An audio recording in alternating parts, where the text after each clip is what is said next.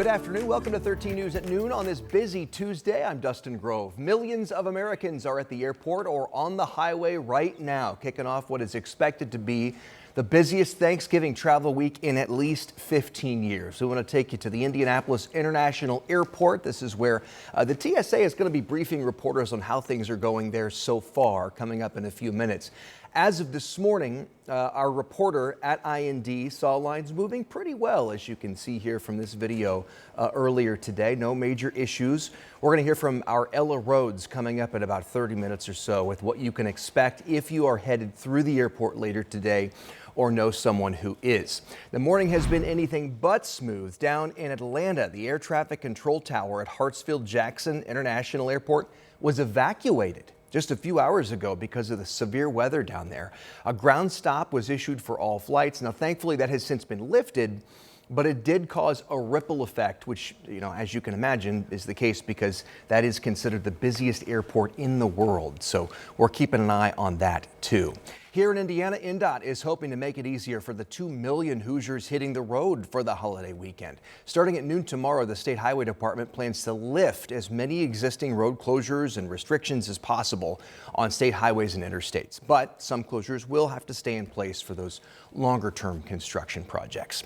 We're also watching the weather closely. Sean, we could see rain, we could see wind, even a little snow in the days ahead. I think so. Yeah, tomorrow at times will look like a snow globe, and what could impact both travel roads and especially air is wind tomorrow. Okay. So we're talking about a lot of hubs. Hours, Chicago, Minneapolis impacted. Let's get started with radar first because we want to let you know that the steadiest, well, at least the heaviest rain is done. We're going to have a steady drizzle much of your afternoon and evening, but the heavier stuff is starting to move into Ohio just as expected. Left in its wake, however, some mist and drizzle that's going to be pretty steady the remainder of today. Temperatures right now in the mid 50s. This time tomorrow, it will feel 30 degrees colder with a needle-like wind that is on the way. Here's your planner for the rest of today. Temperatures should hold steady in the 50s. Want to show you airports here locally. We do have some moderate delays there in Chicago. Winter storm warning in place to our northwest. It is this storm system that's going to sweep a front through here overnight tonight, and you'll know exactly what I'm talking about first thing tomorrow morning. The cold air that's going to be working in here is going to squeeze out whatever it can. We're going to have snow showers. Doesn't look like it on this map, but we will. Now downwind of the Great Lakes, the snow belts, those are going to be much more impactful in terms of snowfall. This is what impacts all of us tomorrow. Very windy conditions. We are going to have gusts at times tomorrow in the 40 to 50 mile per hour range.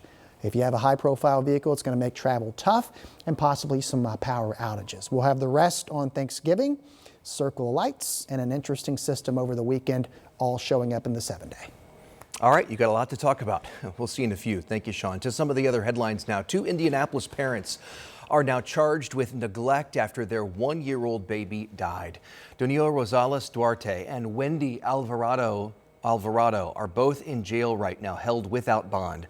According to court documents, detectives were called to Eskenazi Hospital last week to investigate the death of 1-year-old Angel Guadalupe Rosales Alvarado. Officers say the baby had been severely malnourished. Documents also show Angel had multiple bruises, scratches, and scars. The other children in the family were placed in DCS care. In the courtroom right now, a judge is sentencing a man accused of threatening on social media to kill immigrants. He's sentenced to 2 years in prison. Preston Pickett is pleading guilty to intimidation, a threat to commit terrorism. Pickett allegedly made those threats on TikTok to kill immigrants on President Trump's inauguration. In a plea agreement, Pickett is agreeing to a 2-year executed sentence and then gets credit for the time he's been sitting in jail leading up to this sentencing. He will serve nearly another year behind bars. The guns and ammunition seized from Pickett will also be destroyed. Our Rich Nye is in the courtroom right now. He'll let us know what else happened later this afternoon, starting on 13 News at 4. This afternoon, a judge is sentencing a Knightstown man for a hit and run, leaving a teen with a traumatic brain injury. Last month, the jury convicted Aaron McGee for leaving the scene of an accident resulting in catastrophic injury. Aaron hit Jasper Young 2 years ago. He was 13 at the time. Police say Young was riding his bike when he was hit. He suffered a traumatic brain injury and multiple fractures. The defense argued for a lesser sentence of serious bodily injury, not catastrophic. Aaron is considered a habitual offender. He could get another 8 to 20 years with that habitual offender enhancement. Our Rich Nye will also be in the courtroom for that sentencing, and we'll have an update later this afternoon. A 26-year-old woman is dead after a shooting inside an apartment complex on the city's south side. It happened just before midnight on Turtle Creek North Drive. That's southeast of Thompson Road and US 31. Metro Police tell us the woman's 2-year-old child was in the home at the time of that shooting. The child thankfully wasn't hurt. The Marion County Coroner's Office identified the woman as Amanda Jones. We know 2 possible persons of interest were detained by officers at the scene. Downtown business owners are having a rough time lately. A new report shows the number of building vacancies in the city is well above the national average.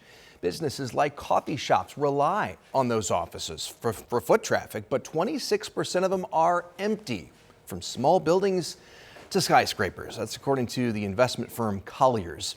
And leaders at Colliers say the impact goes deeper than local businesses since large office spaces provide a lot of tax revenue.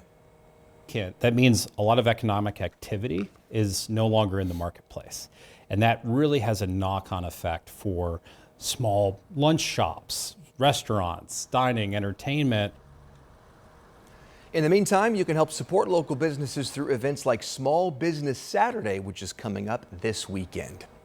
Amazon is announcing a big investment here in the Hoosier State. We're talking about $15 billion for the growing number of data centers coming to northern Indiana. But as our Alex Almanza tells us, the exact location for the campuses is still kind of a mystery. It's a $15 billion promise with a big question mark attached to it. Where is Amazon putting their new data center campuses? In a press release on Monday, Amazon did not give specifics on where they're going to build, except that it would be in northern Indiana. Governor Mike Braun says this project will create thousands of jobs while, quote, supporting thousands more across the region, further strengthening Indiana's position in energy dominance and economic leadership. St. Joseph County Council President Dan Schetzel confirms to 13 News the project isn't being brought to his county. Watch what's happened here, learn from it, work with your local officials. Schetzel represents a district that is already home to one of the world's largest Amazon data centers, and there's more pressure coming. Another developer is now pushing to build even more data center space on top of that. But this year, that new Carlisle project hit a wall. An unfavorable recommendation from the Redevelopment Commission. Schetzel says he expects the county council to reject it too. We really have to be careful because I think the council as a whole understands we really need to slow down and just digest what we've already approved. As for Amazon's new $15 billion project, the tech giant says it will pay to build everything required to power it. The new plants, the new transmission lines, all of it. NIPSCO, the utility, plans to add up to 3 gigawatts of new power generation. Amazon is expected to use about 2.4 gigawatts of that. Alex Almanza, 13 News. Right now, it's unclear if that more than half a gigawatt of power NIPSCO generates will go back into the grid for everybody else to use. Meanwhile, Amazon did not answer Alex's questions surrounding the exact timeline of that project.